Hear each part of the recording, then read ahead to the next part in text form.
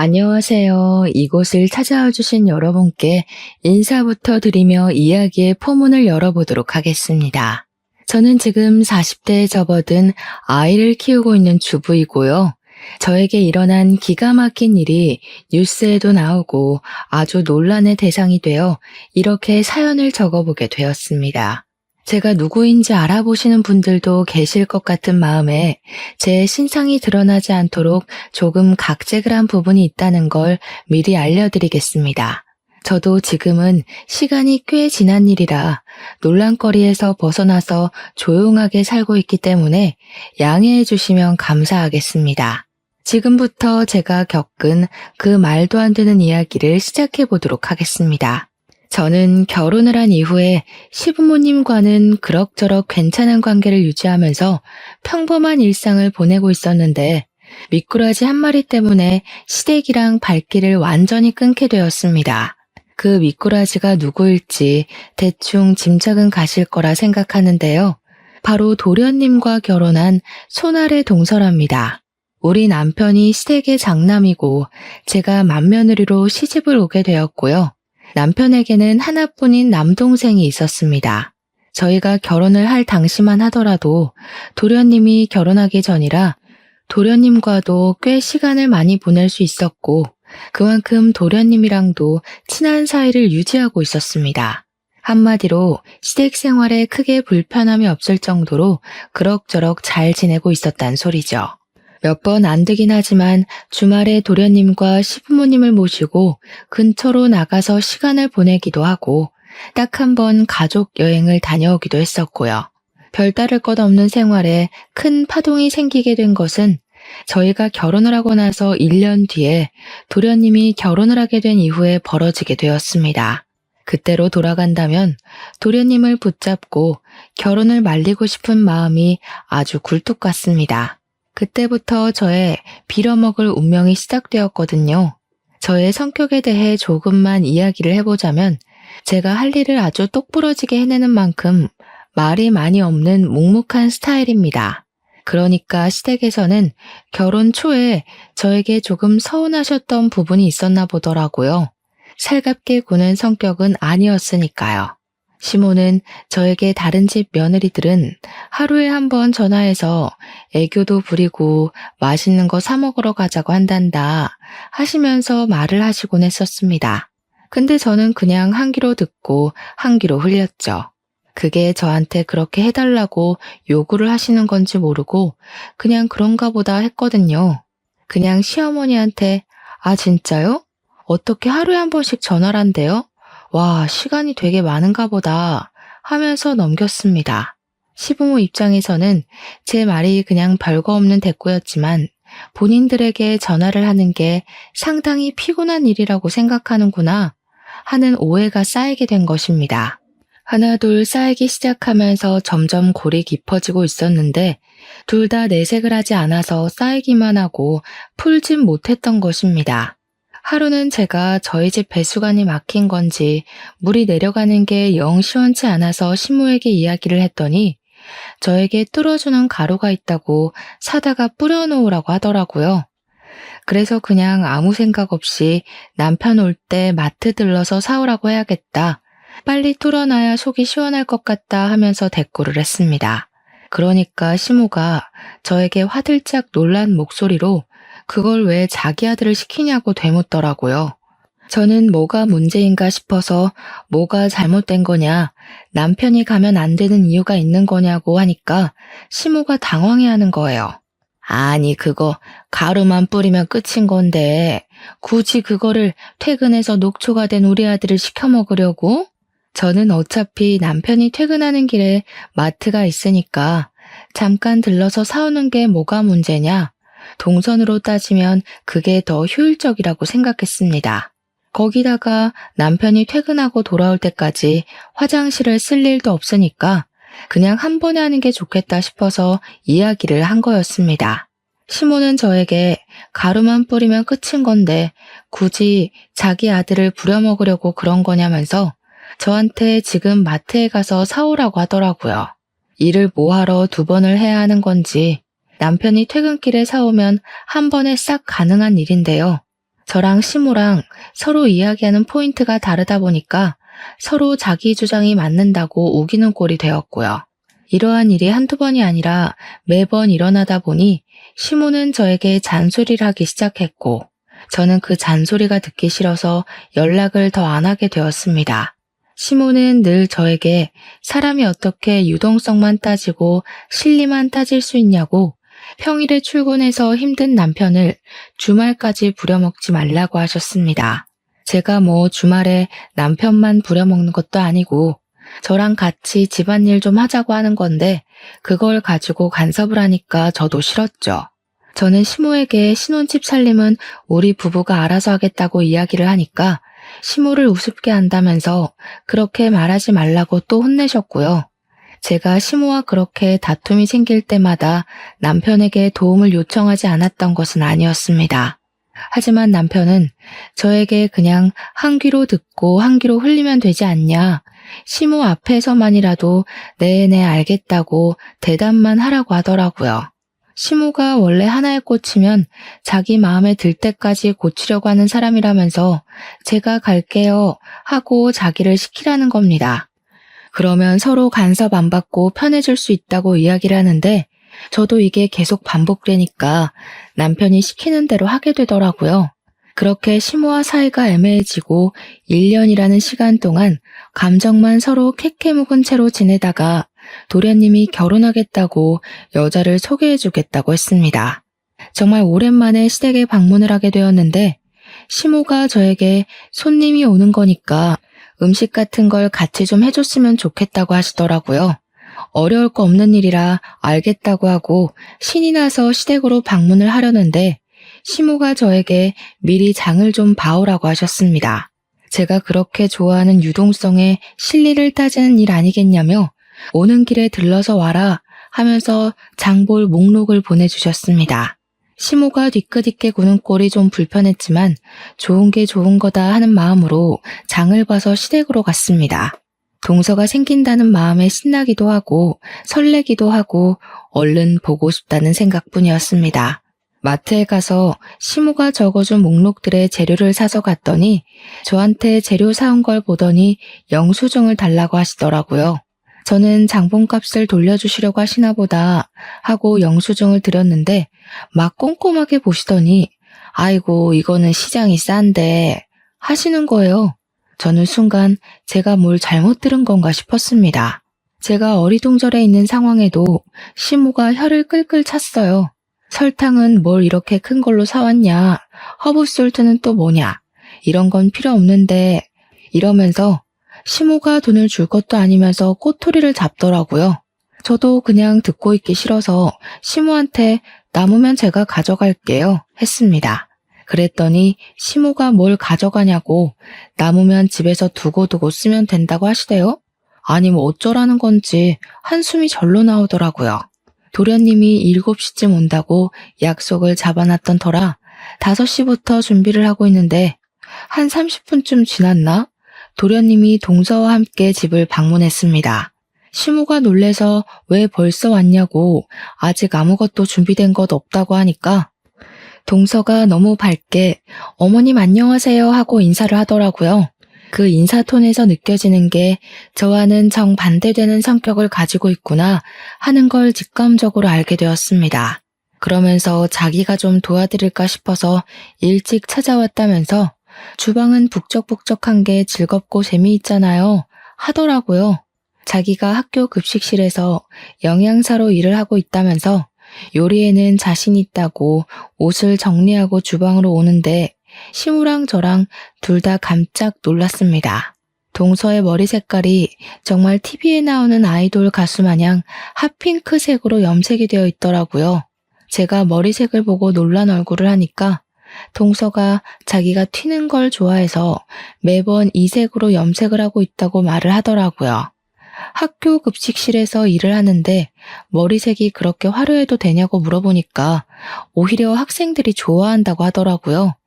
말없이 요리를 하기 시작했는데 사실 제가 요리를 잘 못하거든요. 칼질에 소질이 없다고 해야 하나 어떻게 썰어도 모양이 안 예쁘게 썰려요. 그런데 동서가 손을 씻고 오더니 자기가 주방에서 쓰는 칼이라면서 조리도구를 촤르르 꺼내더라고요. TV에서 셰프들이 쓰는 듯한 조리기구들이 쫙 시모 주방에 깔리는데 저랑 시모랑 둘 다 눈 휘둥그레지게 떴죠. 동서가 시모한테 자기가 하고 있을 테니까 쉬고 있으라면서 뚝딱뚝딱 하는데 제가 옆에서 거들겠다고 재료들을 손질하고 있었거든요. 그러니까 동서가 저를 보더니 의아한 얼굴을 하면서 갑자기 누구냐고 묻는 게 아니겠습니까? 여태 인사 잘해놓고 갑자기 누구냐고 물어보니까 저도 당황스러워서 얼어있는데 시모가 저를 소개해줬습니다. 동서한테 형님 될 사람이라고 우리 집 맏며느리라고 하니까 동서가 당황해하면서 말을 하더라고요. 어머, 형님, 몰라봬서 죄송해요.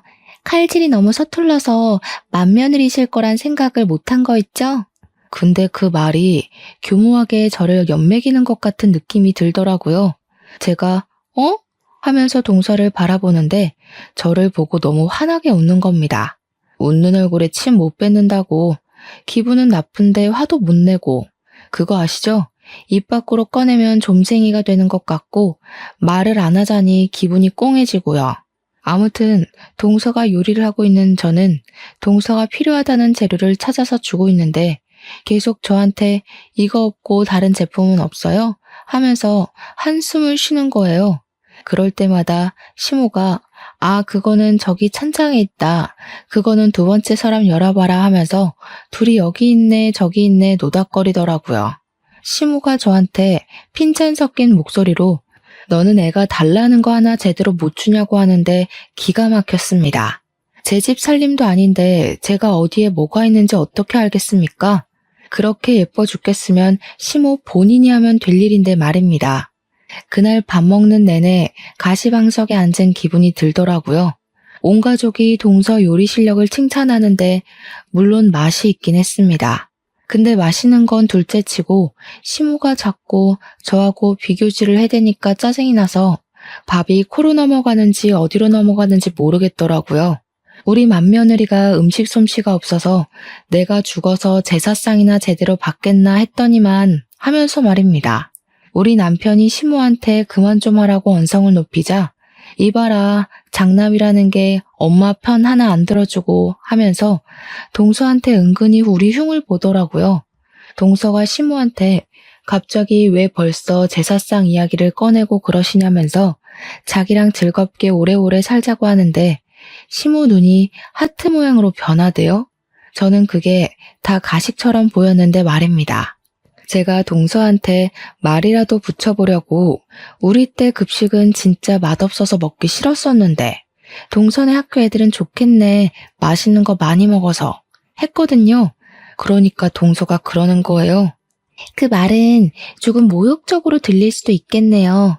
예전하고 지금하고 아무래도 예산도 다르고 대우도 달랐으니까 차이가 날 수밖에 없죠.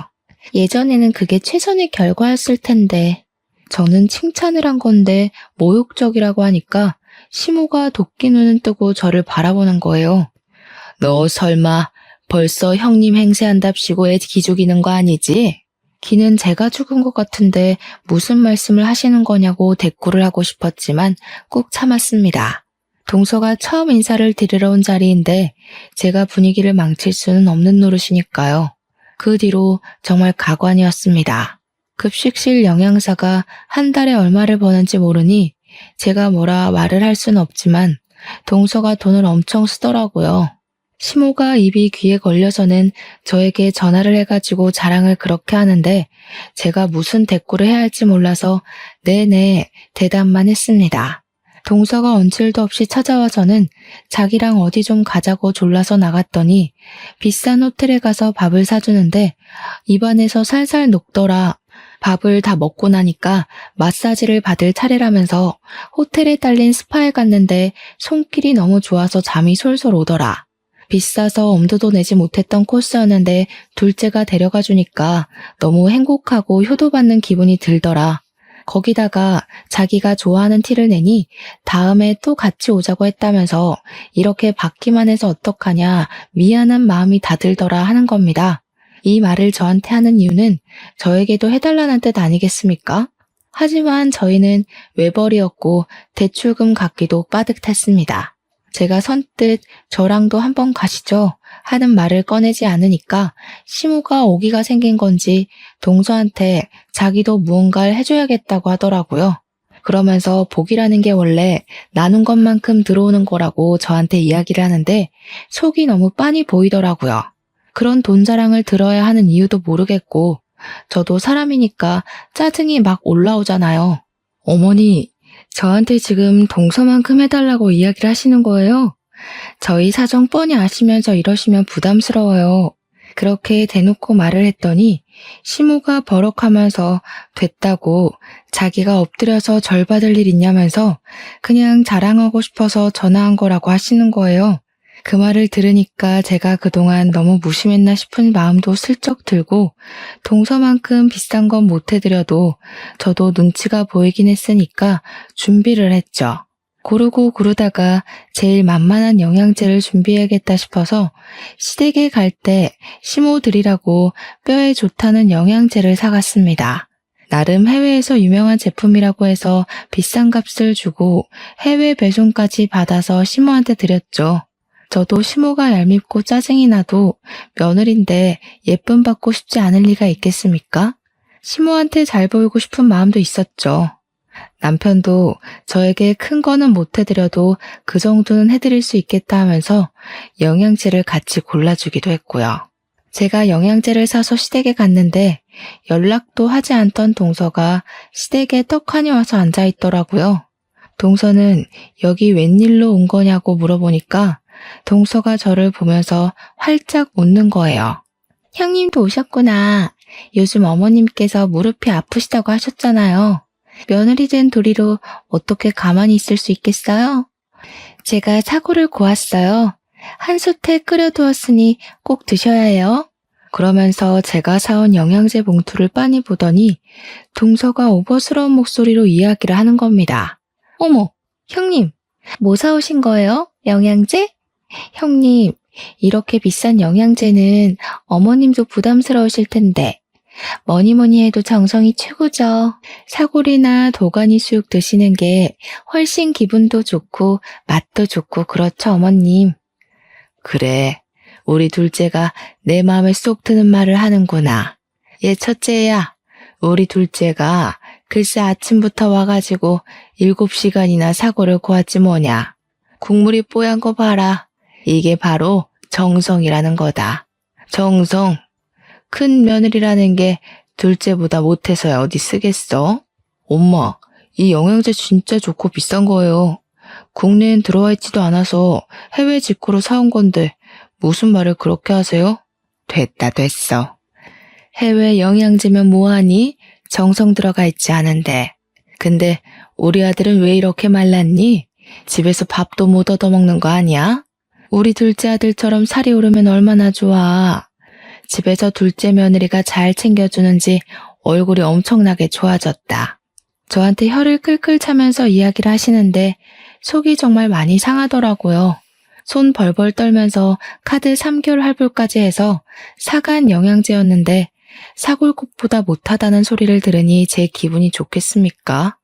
거기다가 우리 남편이 요즘 건강 챙긴다고 운동을 해서 살이 빠진 거거든요. 그것도 제가 마치 제대로 먹이지 않아서 살 빠진 거 마냥 이야기를 하니까 속상했죠. 제가 기분이 점점 좋지 않아지자 남편이 영양제만 전해주고 집에 가자고 이야기를 꺼냈고 저도 집으로 서둘러 돌아왔습니다. 거기서 동서랑 시모의 행동을 더 지켜봤다가는 눈물이 터질 것 같았거든요. 시모는 사골국 먹는다고 신이 나서는 저보고 빨리 집에 가보라고 하더라고요. 그 와중에 동서가 저에게 사골국 좀 싸드시냐고 물어보는데 시모가 국물 한 방울도 못 주겠다는 얼굴로 저를 째려보는 겁니다. 그 상황에서 제가 어떻게 국물 좀 싸달라고 할 수 있겠습니까? 거절하고 집에 와서 남편이랑 맥주 한 캔 하며 이야기를 나누는데 남편도 별 생각과 동일하더라고요. 아무리 생각해봐도 동서가 여우가라는 사실은 변하지 않았습니다. 남편이랑 같이 마주 앉아 서방님네 욕도 하고 시모 흠도 봤죠 뭐. 저희 부부가 매달 친정이랑 시댁에 용돈을 20만 원씩 드리고 있었는데요. 남편이 외벌이다 보니까 집 대출금 갚고 공과금 같은 거 내고 서로 용돈에서 적금에 이거저거 다 빠지고 나면 그 정도의 여유가 생겨서 시댁과 친정에 반씩 나눠드리고 있었습니다. 근데 시모가 또 제 속을 뒤집어 놓는 이야기를 자랑처럼 늘어놓으시는 거예요. 동서네가 글쎄 친정은 살림이 넉넉하다면서 시댁에만 매달 50만 원씩 용돈을 드리고 있다는 겁니다. 저에게 자랑 섞인 핀잔을 주시면서 둘째네는 매달 50만 원씩 준다고 하는데 저희도 저희 사정이라는 게 있잖아요. 너네는 용돈 꼴랑 20만 원 보내면서 생색이란 생색은 다 내지 않았니? 그것도 뭐 여윳돈 전부를 보내는 거다 뭐다 얼마나 비교가 되던지. 그러면서 제가 뭐 아르바이트를 한다 어쩐다 하면서 제가 한 번을 드리자고 이야기한 것도 안 하지 않았냐. 둘째는 자기가 일이 바쁘면 전날 저녁에 와서 재료 손질이라도 하고 가더라. 너는 이 집안에서 하는 게 뭐냐 하면서 화를 내셨습니다. 제사상도 할 말이 많은데요. 제가 안 하겠다고 한 게 아니라 시모가 저 요리 못한다고 안 시키셨던 거였거든요. 동서가 잘하는 건 잘하는 거고 그걸 왜 저랑 비교질을 해가면서 저한테 스트레스를 주시는 건지 도무지 이해를 할 수가 없었습니다. 그러면서 동서가 이번에는 시모에게 가방을 사주고 화장품도 엄청 고가의 브랜드로 전 라인을 맞춰주었대요. 학교 급식실에서 일한다고 해서 부모님 월급이나 받겠나 싶었는데 능력이 있으니까 돈을 많이 받는 것 같다고 하시더라고요. 제가 이리저리 알아본 결과 학교 급식실에서 일을 해봐야 300만 원도 못 벌 텐데 가방 하나에 200만 원씩 하는 것들을 턱턱 사준다고 하니까 수상했습니다. 남편이 외벌이로 벌어오긴 하지만 대기업에 다니고 있고 연차도 꽤 돼서 한 달에 500만 원 정도 벌어오거든요. 동선에는 맞벌이지만 둘이 합쳐서 그 정도 벌어오는 걸로 알고 있었단 말이죠. 근데 그렇게 여유를 부릴 수 있다고 하니까 이상하지 않겠습니까? 시모의 온갖 비교를 당하면서 저는 꿋꿋하게 맏며느리 자리를 지키고 있었습니다. 시간이 지나고 지날수록 시모는 작정을 하고 저랑 동서의 사이를 차별하기 시작하셨습니다. 아주 눈에 띌 정도로요. 거기다가 첩첩산중으로 동서가 글쎄 임신까지 하게 된 것이 아니겠습니까? 저희 부부는 아이를 가지려고 노력 중이었지만 아이가 들어서지 않고 있었고요. 남편이랑 저랑 날짜도 맞춰보고 병원에 가서 검사도 해봤는데 문제가 없다고 했지만 아이가 생기지 않아서 천천히 가지자고 서로를 위로하던 중이었어요. 그때 동서가 자기가 임신을 했다면서 임신 축하 파티를 열어달라고 가족들이 모인 단톡방에서 이야기를 하더라고요. 솔직히 저도 셈이 나긴 했죠. 티는 내지 못했지만요. 시모는 문자로도 느껴질 만큼 신이 나서는 동서에게 화려한 날개를 달아주었습니다. 덕분에 저는 그 뒤로 시댁의 모든 잡일거리를 도맡아서 하게 되었습니다. 글쎄 동서가 임신 초기니까 조심해야 한다고 하면서 저에게 동서한테 연락도 하지 말라고 엄포를 놓는 게 아니겠습니까? 평소에 제가 동서랑 연락을 하고 지내는 것도 아니긴 했지만 대놓고 연락하지 말라고 하니 기분이 팍 상하더라고요. 네네 알겠습니다 하며 성의 없이 대꾸를 하니까 시모도 또 그게 마음에 안 들었는지 저한테 너는 왜 안 생기냐고 구박을 주더라고요. 장남이 대를 이어야 하는 건데 둘째네가 더 장남같이 군다고. 둘째 며느리가 맏며느리 같다고 하면서요. 너희가 아이 안 생기는 데엔 분명 문제가 있는 거다. 그리고 너처럼 아이가 안 생기는 애가 둘째한테 연락이라도 했다가는 부정 탈 수 있어. 그니까 급한 연락 아니고서야 나를 통해서 하도록 해라. 최대한 자제를 하란 소리야. 알겠어? 그런데 그 말이 그렇게 서러운 거 있죠. 아이가 안 생기는 애가 연락이라도 하면 부정을 탄다고 가슴에 빗으로 꽂히더라고요. 어머님, 그렇게 말씀하시면 저도 너무 서운해요. 저희도 아이를 가지려고 노력하는 중인데 그런 걸로 비교를 하세요. 어쩜 너랑 나랑은 이렇게 맞는 구석이 하나도 없을 수가 있니? 서운하긴 뭐가 서운해. 우리 시대 같았어 봐라. 애 못 낳으면 바로 소박 맞는 거야. 제가 아이를 진짜 좋아하거든요. 지금은 쉬고 있지만 보육교사로 일을 하고 있기도 했고요. 저도 아이가 안 생기는 게 서러운데 시모까지 저러니까 눈물이 막 났습니다. 제가 훌쩍거리니까 시모가 멈칫하면서 울긴 왜 우냐고 평생 남의 아이만 봐주다 보니까 네 아이가 안 들어서는 거라고 하시더라고요. 나중에 동선애가 아이를 낳으면 저보고 가서 도와주라고 하면서요. 그날 남편이 제 이야기를 듣고 씩씩거리면서 단톡방에다가 우리 마누라한테 스트레스 주지 말라고 글을 올렸습니다. 왜 자꾸 와이프한테 스트레스를 주고 그래? 들어왔던 애도 나가겠다. 들어왔던 애가 나가요? 그거 너무 무서운 말이다. 우리 아기가 들었으면 어떡하지? 그렇게 답장을 보낸 겁니다. 정말 말리는 시누이가 더 얄밉다고 하더니 그 말이 딱 어울리더라고요. 시모가 바로 어쩜 부정 타는 소리만 부부가 쌍으로 해대냐면서 얼른 뱉은 말 주워 담으라고 남편에게까지 핀잔을 주었습니다. 남편이 씩씩거리면서 조카 태어나면 입히라고 베넷저고리 준비해뒀는데 가져가든지 말든지 마음대로 하라고 화를 냈습니다. 서방님에게 안 가져갈 거면 우리가 입히든지 하겠다고 하니까 동서가 깔깔 웃는 그림이 그려진 이모티콘을 보내는 거예요. 언제 입히게 될지도 모르는데 그때 되면 유행이 바뀌지 않을까요? 저희 주세요. 나중에 저희가 새 걸로 사드릴게요. 남편이 동서가 임신을 한 마당에 욕을 뱉을 수도 없으니까 서방님께 처신 똑바로 하라고 경고만 날리더라고요. 저한테 그런 거 신경 쓰지 말라고 가족 단톡방도 나가라고 하는데 서운한 건 매한 가지였습니다. 그 뒤로 동서가 입덧을 시작하니까 시모가 동서 걱정을 해대는데 입덧하는 애가 급식실에서 일한다고 안쓰러워 죽겠대요.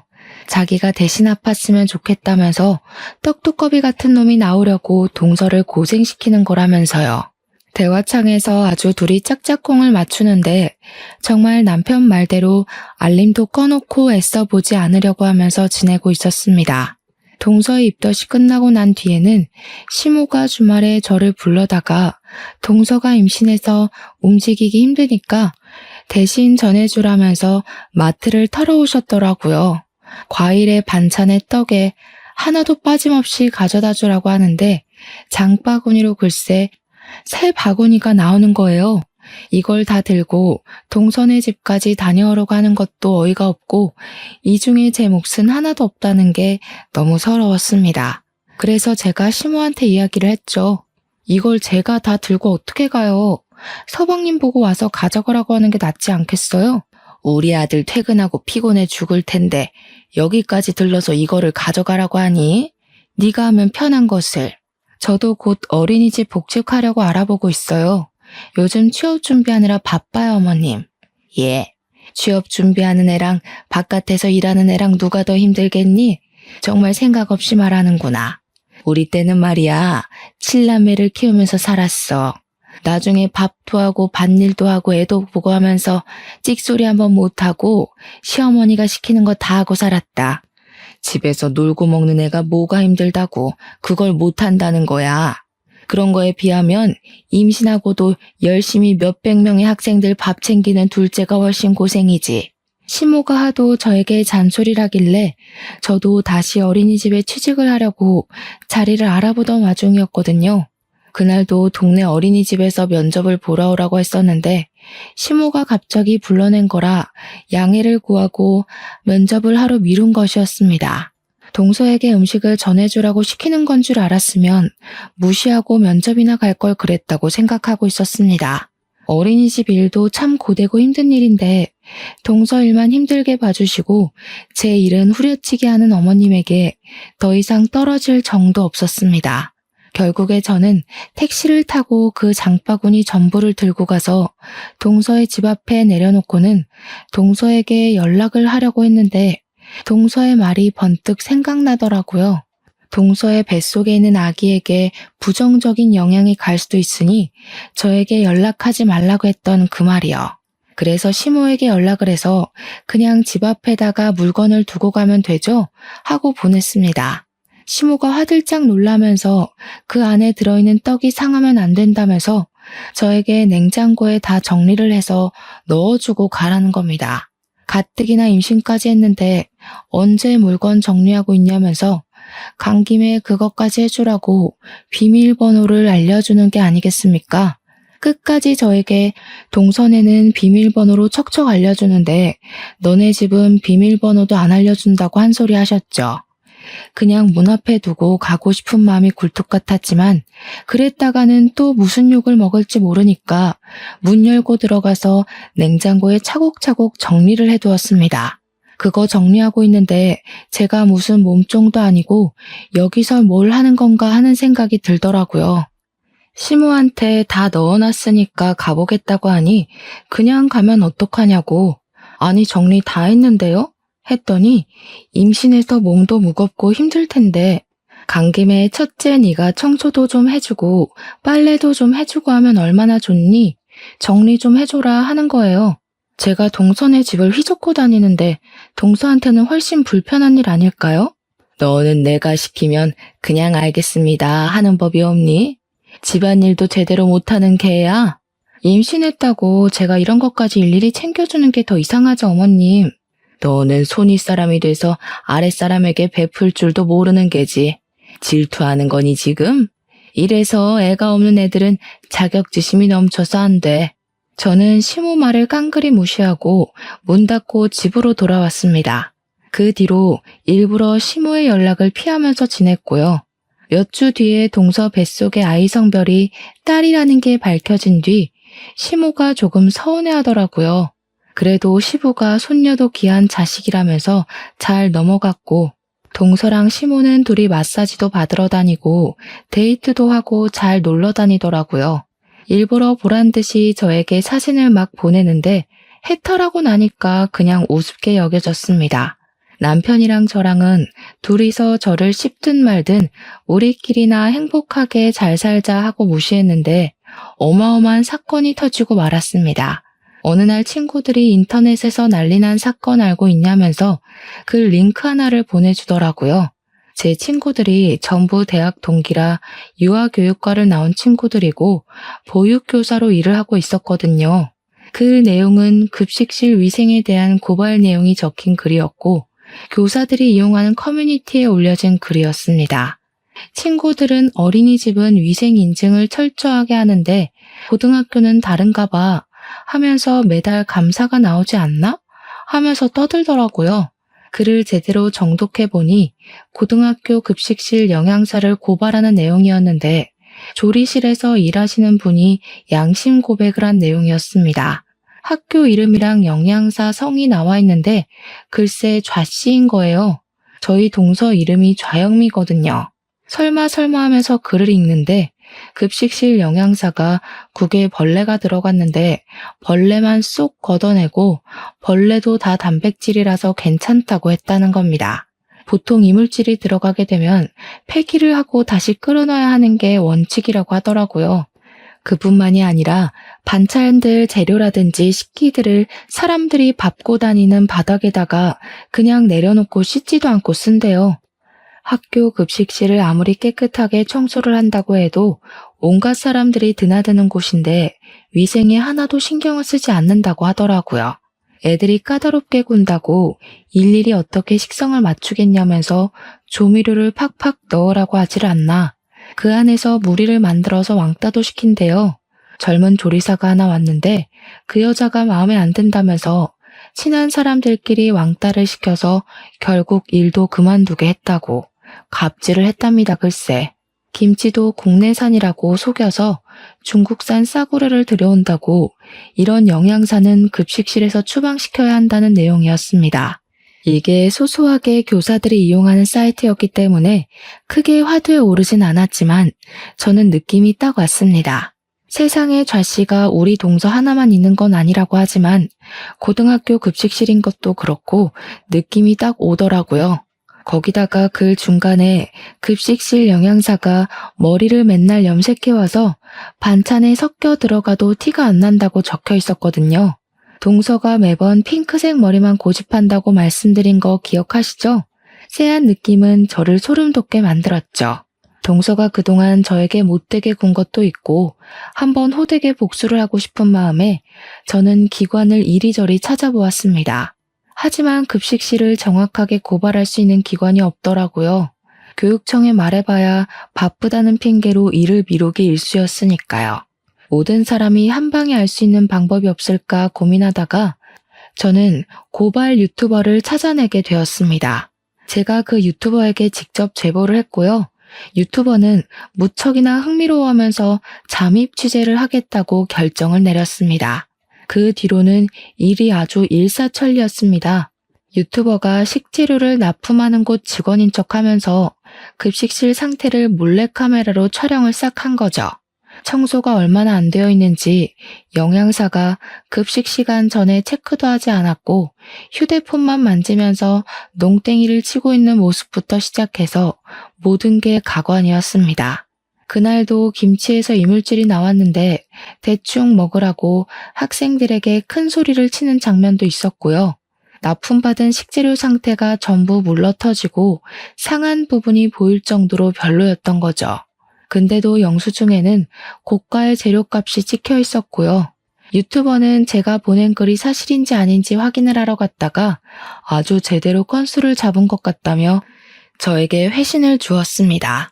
저는 동서를 고발하고 설마 아니면 어떡하지 하며 불안해했다가 사실이라는 걸 알게 되어 복수심에 가슴이 두근거렸습니다. 유튜버는 1차적으로 영상을 정리해서 업로드를 했고 그 영상을 본 학생들부터 학부모까지 전부 학교에 항의를 넣기 시작했습니다. 학교에서 진상조사가 들어가게 되었는데 우리 동서의 짓이 분명한 것들이 점차 드러나기 시작했습니다. 일단 식재료의 상태부터 점검에 들어갔고 급식실의 위생 상태까지 전부 다 학교 조사에서 드러나게 되었습니다. 청소를 안 하고 설거지도 대충 물로 한 것이 들통이 났고 식재료 납품 업체로부터 동서가 뒷돈을 어마어마하게 챙긴 것까지 싹 다 걸리고 말았습니다. 교직원이랑 짜고 업체 선정부터 뒷돈을 받아 챙겼고 영수증에 납품가를 올리고 중간 수수료를 챙기는 식으로 배를 불리고 있었던 것입니다. 당연히 유튜버는 학교에 양해를 구하고 그 부분까지 전부 정리를 해서 업로드를 하게 되었습니다. 학교 측에서도 이 일에 대한 책임을 동서 한 사람에게 몰아버리는 것이 처리하기 훨씬 수월했으니 유튜브에 올라가는 게 득이 되었던 것이었죠. 후속 보도가 나가게 되면서 많은 사람들이 급식실 이야기를 하게 되었고 시댁의 귀에도 들어가게 되었습니다. 제가 그 유튜브를 시댁 단톡방에 딱 올렸거든요. 거기다가 사건이 커지면서 뉴스에도 보도가 되게 되었는데 얼마나 상세하게 나오던지 우리 동서의 분홍색 머리카락까지 싹 찍힌 겁니다. 모자이크에 음성 변조가 되었다고 해도 핑크색 머리는 강렬하더라고요.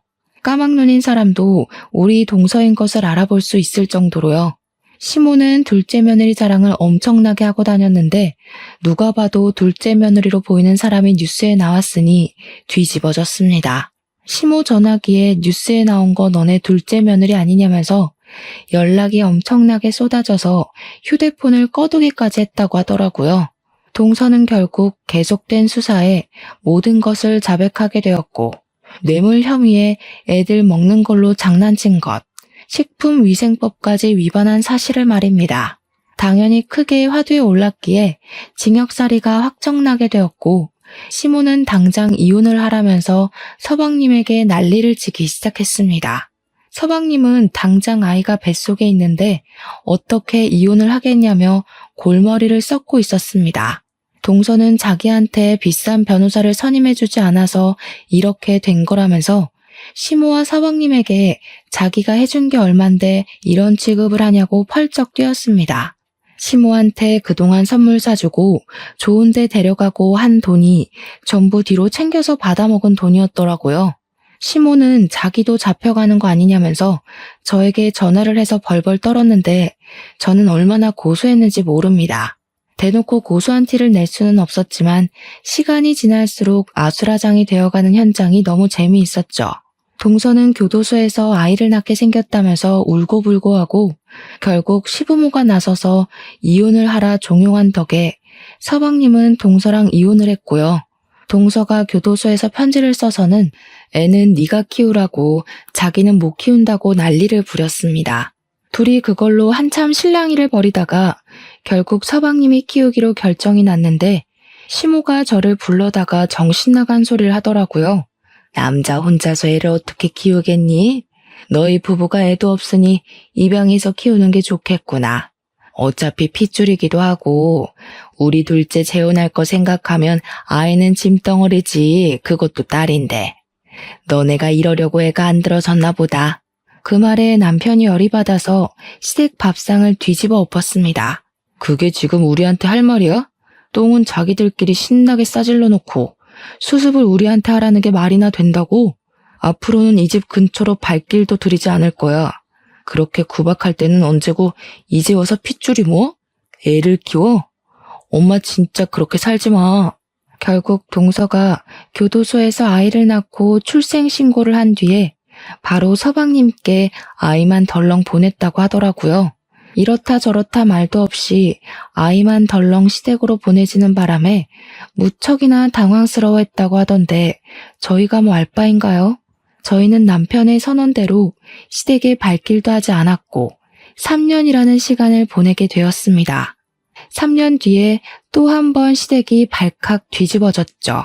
동서가 출소를 했고 서방님께 다시 합치자고 애를 부부가 키워야지 한 사람이 키우는 게 말이 되냐고 끈질기게 들러붙었다고 하더라고요. 그런 와중에 손녀딸의 얼굴이 이상하게 서방님을 점점 닮지 않는 것 같은 기분에 몰래 친자 검사를 시부가 진행을 했더니 글쎄 진짜 불일치가 나온 겁니다. 시부가 열이 받아가지고 결과지 받자마자 집에 찾아온 동서의 뺨을 후려치고 이 애는 누구 애냐고 애 데리고 당장 사라지라고 했대요. 동서는 사색이 되어서 도망가고 그 뒤로 뭐 법적 소송에 애한테 들어간 돈 다 받아내겠다고 거품 물고 개싸움을 하고 있다고 하더라고요. 그렇게 시댁에서 난리가 난 동안 저희에게 정말 소중한 생명이 찾아오게 되었고 법적 공방이 이루어지는 내내 무럭무럭 제 뱃속에서 자라고 있었습니다. 저는 솔직히 딸을 조금 더 바랬지만 뱃속의 아이는 아들이었습니다. 그 소식을 제가 개인 SNS에 올려두었었는데 시모가 염탐을 몰래 하고 있었던 건지 뜬금없이 저에게 연락이 왔습니다. 맏며느리야, 내가 너의 소중함을 너무 늦게 알았다. 내가 다 잘못했다. 내가 바보 같은 인간이었어. 우리 떡두꺼비 같은 손자, 대를 이을 손자만 보게 해주렴. 그러면서 집으로 한약이며 과일이며 아기용품이며 자꾸 택배로 보내더라고요. 제가 모조리 다 반송을 시키자 하루는 직접 들고 집으로 찾아오셨는데 제가 시모에게 다시는 찾아오지 말라고 소금을 뿌려버렸습니다.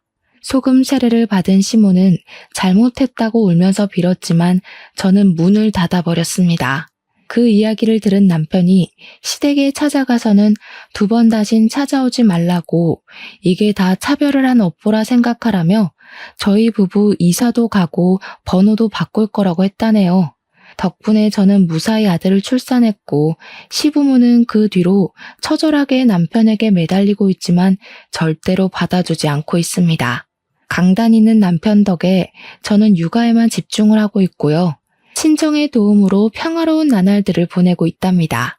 못된 마음을 먹는 사람들은 꼭 끝이 좋지 않더라고요. 그래서 전 앞으로 열심히 아이를 위해 사랑을 베풀며 살아보려고 합니다. 끝으로 제 이야기를 들어주셔서 다시 한번 감사드립니다.